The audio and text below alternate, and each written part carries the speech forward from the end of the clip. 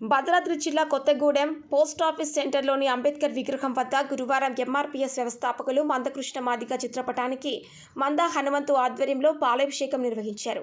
SC వర్గీకరణ ఆమోదిస్తూ supreme court తీర్పు ఇవ్వడం పట్ల హర్షం వ్యక్తం చేశారు. చారిత్రాత్మకంగా సుప్రీంకోర్టు ఎస్సీ వర్గీకరణ తీర్పు వెలువడిన తర్వాత ఈ యొక్క ఎంఆర్పీఎస్ ఐకాన్ మన మాదిగ ముద్దుబిడ్డ మందకృష్ణ మాదిగ గారు వారు చేసిన సుదీర్ఘ పోరాటం 30 సంవత్సరాల నుంచి చేస్తున్న పోరాట భాగంగా ఈ యొక్క తాటి మీద ఈ దేశంలో ఉన్న ప్రతి రాష్ట్రానికి ఒక ఐకాన్గా ఒక దిక్సూచిక కుల సంఘాలకి ఇటు తెలుగు రాష్ట్రాల్లో ఉన్న కుల సంఘాలు ప్రతి కుల సంఘానికి కూడా మాదిగ కృష్ణ మాదిగ ఒక ఉద్యమం చూసి ప్రతి ఒక్కరు సంఘాలు ఏర్పాటు చేసుకుని చేయడం జరిగింది.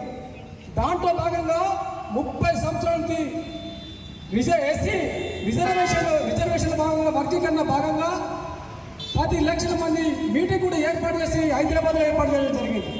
మందకృష్ణ మాదిగ గారు అప్పుడు తెలుగుదేశం ప్రభుత్వం ఉన్న 2004లో చంద్రబాబు నాయుడు గారు అప్పుడు మనకు ఎస్సీ వర్గీకరణ చేయడం జరిగింది. అప్పుడు మనకు వచ్చిన వాటా ఏంటంటే 25,000 ఉద్యోగాలు వచ్చినాయి. సోదరులు కూడా ఇక్కడ మేము ఎవరిని తప్పుపట్టాం. ఈ వచ్చిన కనుక దాంట్లో భాగంగానే ఆ రోజు ఎవరు సహకరించిన వారికి కూడా మన కృతజ్ఞత తెలియజేస్తుండే. ఇక్కడ ఎవరికే ఇబ్బంది ఏం లేదు. మన దేశంలో ఉన్న 28 రాష్ట్రాలు 8 కేంద్ర ప్రాంతాలు ఉన్నాయి. ఆ సంబంధించిన దామాష ప్రకారం ఏ సోదరులు కానీ ఎవరున్నా మాదిగా దళిత బిడ్డలు ఎవరైనప్పటికీ వారికి ఏ ప్రాంతంలో ఎక్కువ ఉంటే ఆ ప్రాంతం వారికి ఆ లబ్ధి చేకూరుతుంది. ఇక్కడ చేకూరదు కాదు, ఎక్కడ ఉంటే అక్కడ చేకూరుతుందని మనస్ఫూర్తిగా కోరుకున్నా ఎలాంటి మనస్పాటాలు ఏం లేదు. సోదరుల మధ్య కలిసిమెలిసి ఉంటాం.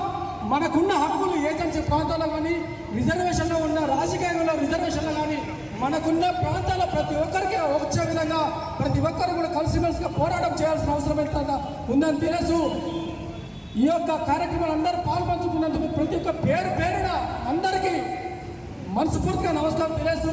మందకృష్ణ వారికి ప్రత్యేకించి వారి యొక్క పాదాభివందనం చేస్తూ వారి యొక్క ఈ యొక్క ఐకాన్కు మనకున్న మాదిగ ముద్దుబిడ్డ కృష్ణ మాదిగ గారి ప్రత్యేకించి అభినందనలు తెలుసుకుంటున్నాం.